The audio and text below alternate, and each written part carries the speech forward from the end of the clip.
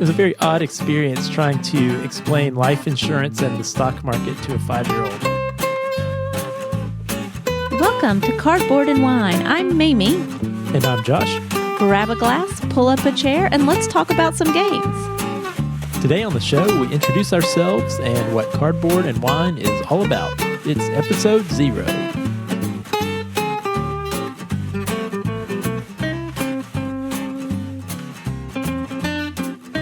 Hello, everyone. This is Cardboard and Wine, episode 0, the episode before the episode, the one where we figure out if this is something we really want to do and provide a formal introduction of sorts to who we are and why we're doing this podcast. We're releasing this one along with episode 1, which will be more of a quote-unquote normal episode where we talk about a featured game that we enjoy, but this will just be available as a reference in case we get any new listeners who maybe want a primer for what this is all about and who we are. So who are you? Well, I'm Mamie. I'm your wife. We started dating in high school, although we often say we're not really high school sweethearts. And we got married 15 years ago. So we've been married 15 years. Happily married for 5, at exactly. We have 2 little kids. They are 7 and almost 6. I'm a teacher. I teach high school English, and I also do some work in education policy. So I keep pretty busy. And Josh, I never know how to tell people what you do. I don't really know what I do. So I guess I'm a scientist by training. I went to graduate school for microbiology. So I studied bacteria and other wee beasties. So I guess it's sort of like living a real life pandemic, if I can put it in that perspective for our listeners. But more recently, I've stepped out of the lab, and now I work with people who want to become scientists. I love science and also do a lot of sharing the really cool scientific research that's going on with K through 12 classrooms. So life is pretty busy. We both stay on the go and have a lot going on, but we find time to make time for games. That's an important part of who we are.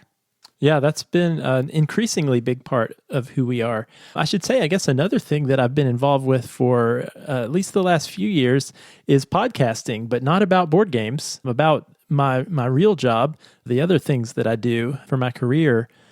But as you said, Mamie, we've been playing more and more board games lately and decided maybe this is something we would like to talk about in a podcast. Why are we doing that? Well, board games are something that have been part of our lives for a long time. We probably played Catan maybe 15 years ago, soon after we were married, and we really enjoyed it at the time. I remember thinking how great it was to find a game that took a little bit more brain power than some of the other things that were popular at the time.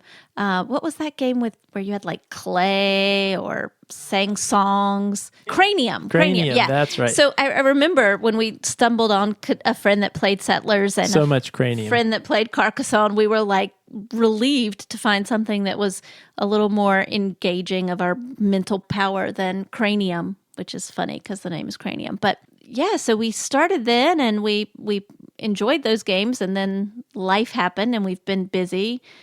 We started building our collection, but we haven't found a lot of time to play. In the last few years, Josh started a band and produced an album and started a podcast, and I started a new school, and we had 2 children, and games were not at the forefront. But last year, in 2017, we made a New Year's resolution that we were going to play 10 games 10 times, and we didn't quite meet that. How did we do, Josh? Well, so we didn't do that, but we did some other things well. So I actually was looking at that, and we didn't play 10 games 10 times, but we actually played 18 different games at least 5 times. That's pretty good. And we played 74 different games last year. That's amazing. Yeah, so that's amazing for our gaming prowess, but not quite as amazing on our budget for all those games. Luckily, those weren't all games that we purchased. Josh has a bit of a game investment problem.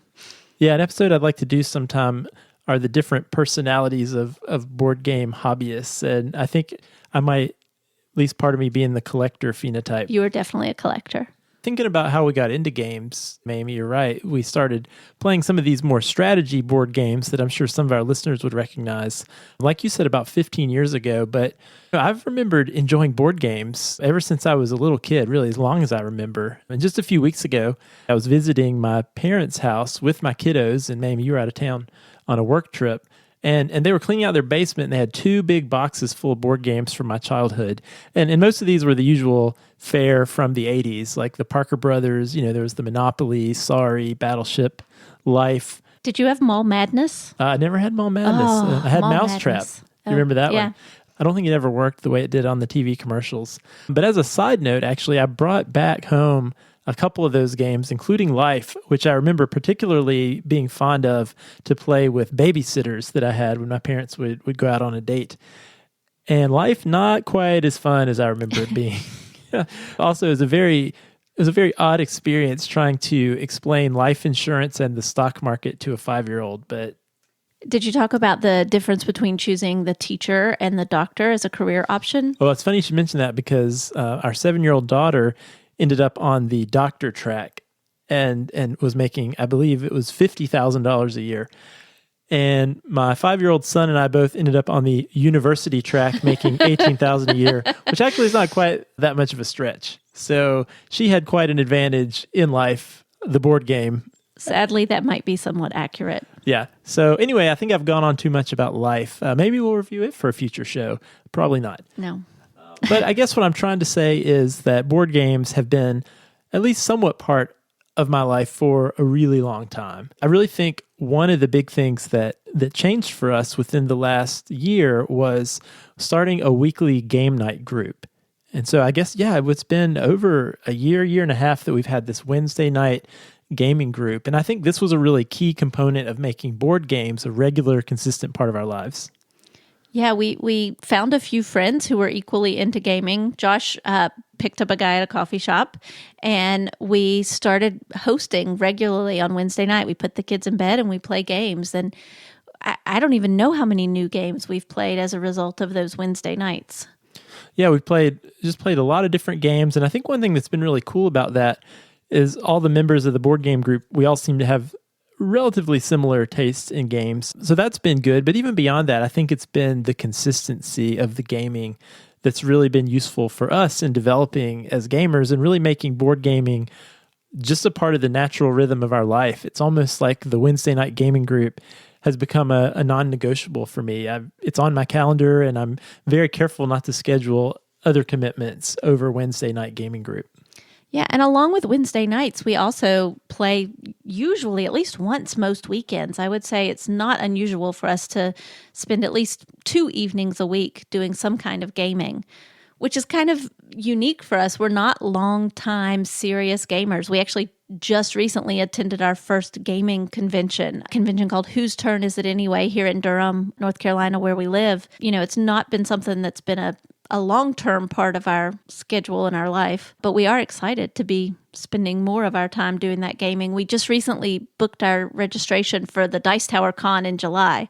I'm excited about that one. Yeah, I'm hoping that will work out. That would be our first sort of big national convention. The local one Mamie was talking about, the Whose Turn convention, is about 300 people, and the Dice Tower one seems much larger. So we're hoping that works out. The way we even ended up at the convention, it was sort of a last minute thing. I found out about it the week of, because I was trying to track down a copy of the game Antiquity and was having a really hard time because it seemed to be sold out everywhere. And I saw on Amazon that it was available from Cape Fear Games, which is a North Carolina game seller, just a couple hours down the road.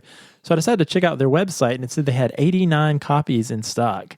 And I thought, well, there's no way they have 89 copies. I can't find a copy anywhere. So I reached out to them, and it turned out Andrew, who is the manager of Cape Fear Games, got back to me and said, well, yeah, we had a little ordering mistake. We actually do have 89 copies. And if you want, I could bring you one. I'm going to be in your town for this gaming convention this weekend. To which I responded, well, what gaming convention? So long story short, we were able to squeeze in and we attended. Find a babysitter? Find a babysitter. And we spent a lot of hours gaming just a few weekends ago, and also met some cool folks in our town who are also gamers. So trying to expand that gaming network.